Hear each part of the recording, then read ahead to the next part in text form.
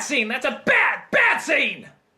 So acting kooky to entertain patients is one thing, but Patch wants to act like a full time! So he goes around to all the students who are not sick and annoys the living out of them. Even when they're in the middle of taking a test. Donner, party of 50? Donner! Donner, party over here! You know, if I stab you, will you promise me that you will not only die, but it will hurt? He also sneaks into patients' rooms and surprises them with balloon animals. I sure hope none of them are susceptible to heart attacks. Killer Pugo! Another monkey! One of the fish! Lion wanna! Oh, and thank God sleep isn't important to any of the other patients in this ward. It's not like they put them in those beds overnight to get rest. No, no, no. It's to watch people have mental breakdowns with balloon animal safaris. This is my way of telling you have cancer! What about you, dear? What's your fantasy? I've always wanted to be in a swimming pool full of noodles, wall to wall and top to bottom. An entire pool full of noodles. But, get ready to get off even more. He's actually one of the highest testing students in the school. Yeah, what the We've never seen him study in this film or do anything resembling schoolwork or even doctor work. All he does is act like he's from a mental ward. Oh, wait, he was from a mental ward! You told Wolcott I cheated. Look, cut the Hunter. I live with you. I know how much you study, or I should say don't study. And you do better than me. Give me a break. Okay, this is a good point. Why don't we see him study? In Amadeus, they at least point out that he was raised from childhood to be obsessed with music. That's how he can remember things so well. But nothing here ever gives us a clue as to why he never studies and yet gets good grades. For all we know, he could be cheating. They never give us another explanation. But apparently the teacher trusts him enough to handle the welcoming committee for a group. This year, I have chosen Adams. Hunter, there's a detailed list of instructions in my office. Oh, and the auditorium could use a good cleaning. So finally, and I mean finally, he gets himself expelled. I can't imagine why. Kindly remove your things and vacate the school premises as soon as possible. What for? For asking a group of doctors to have a sense of humor about themselves? No, that wasn't asking, that was forcing. As a comedian, you should know the difference. Bad clown! Why am I such a threat to you, sir? Because what you want is for us to get down there on the same level as our patients. We are not on the same level as them. We are healthy! So he goes to the dean of medicine and like a doofus, he actually lets him back in. That's good. It means he can have an emotional death scene with one of the patients.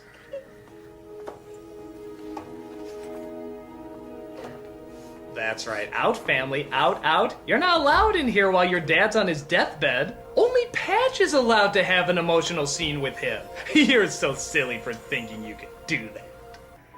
Do I see bluebirds singing a song?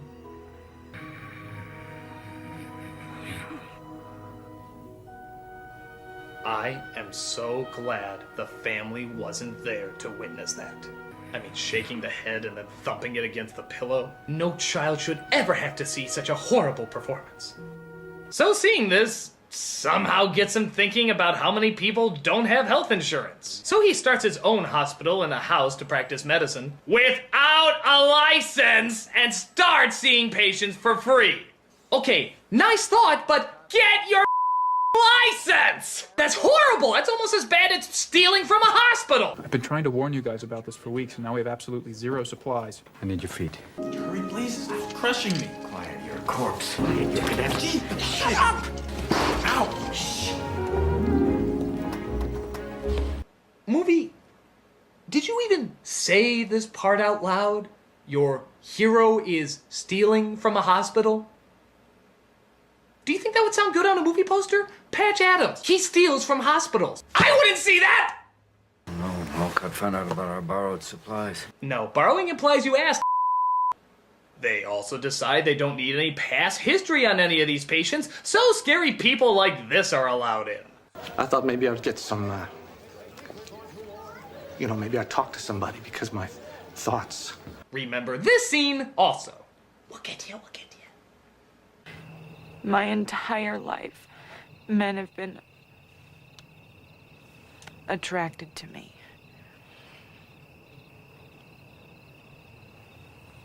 My entire life. Oh. Well, you know what the best cure for that is? A monkey. Laughter's the best medicine! Laughter's the best medicine! When I was a little girl, I would look out my bedroom window at the caterpillars, turn into these beautiful creatures that could fly away completely untouched. So as you'd imagine, she finally gives in to Patch's charm, discovering that she can trust not only people, but men again. Just at the time when the crazy man from before claims he needs help from her. Come in. I really can't stay very long. I just wanted to see how you were doing. And we don't want to be late.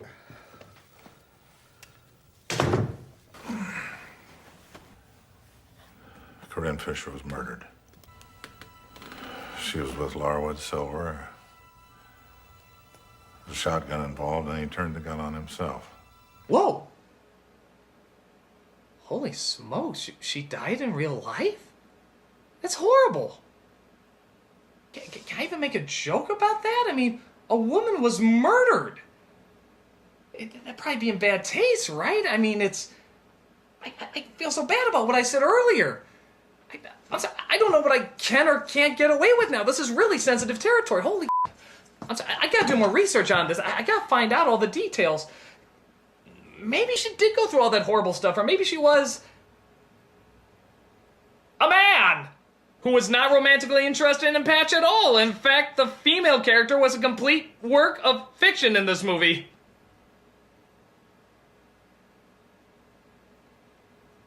Okay, all bets are off. If this movie can't even represent a dead person by getting his gender right, not making up a false romance, all of it fabricated, I'm sorry, I've worked my way up to this joke. Remember that scene I brought up earlier? What if a doctor becomes emotionally involved with a patient? What is wrong with that? Does a doctor explode? Well, if you count bullets blowing up the head of your fictional dead girlfriend, yes! Yes, they do!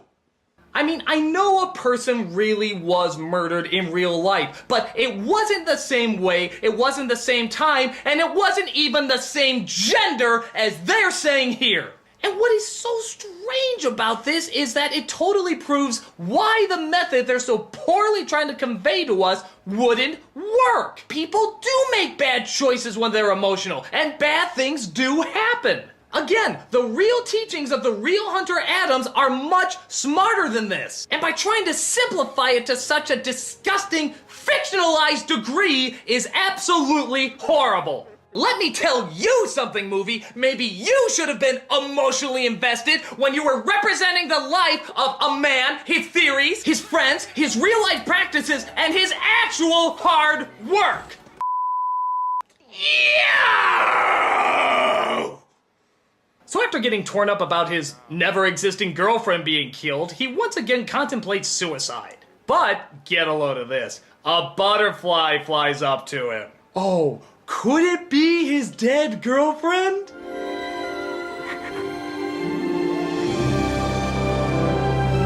Well, I guess it is, seeing how the vomit-inducing happy music is playing louder than a Full House episode. I guess this means he can go back and start working with patients again, including giving that crazy lady her swimming pool full of noodles.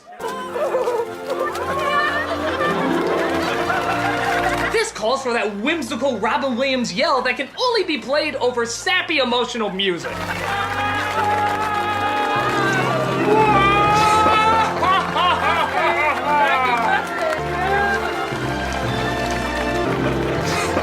My story arc is complete. I'm supposed to give you this. But the big bad establishment wants to shut him down again!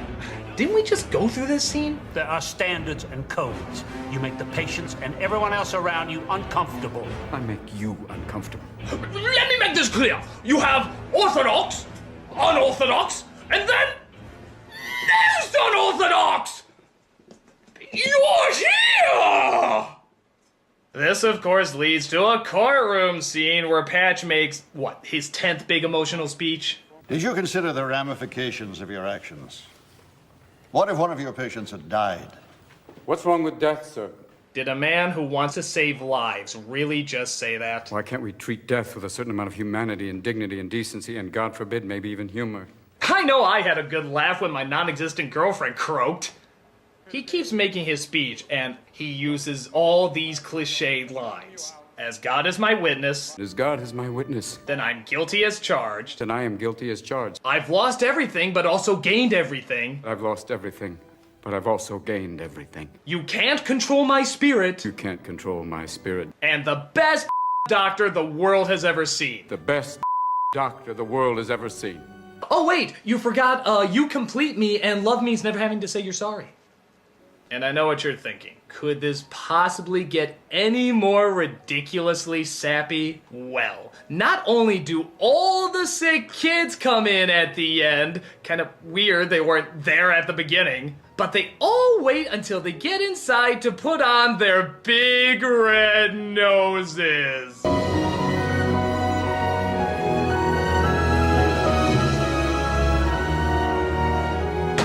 This is all I can do.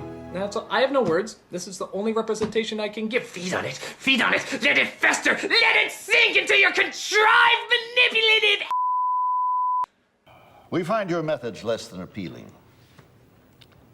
Your appearance and your demeanor do not reflect what we believe is necessary to earn a patient's trust and respect. Yeah. However... You openly accuse us of adhering to time-honored practices that however, for years have been the backbone of the entire medical institution.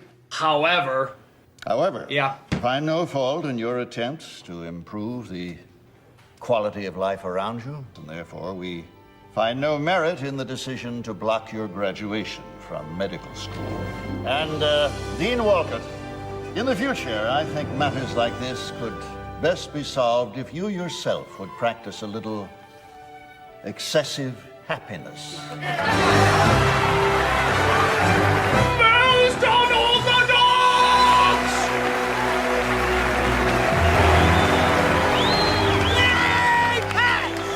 Well, I'm happy to see you finally decided to conform. More than you know, sir. Dr. Adams, everybody. He'll see you on your deathbed, which, remember, he doesn't see as a big deal.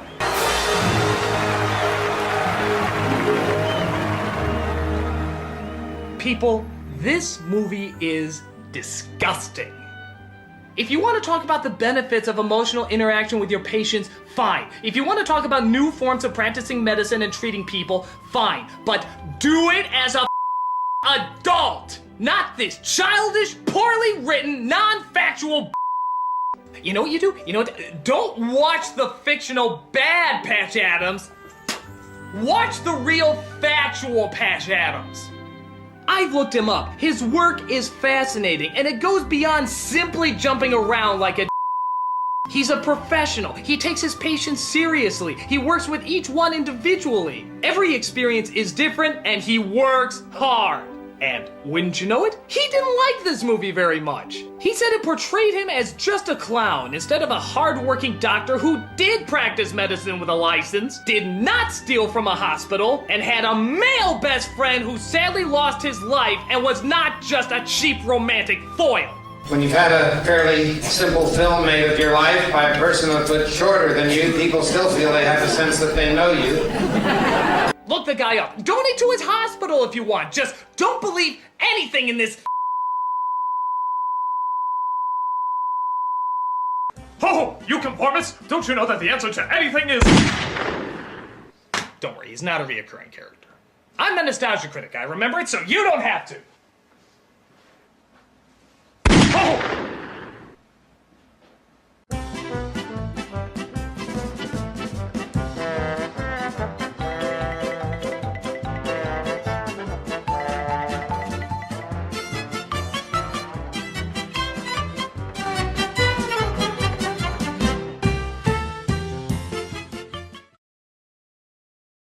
What's wrong with death, sir?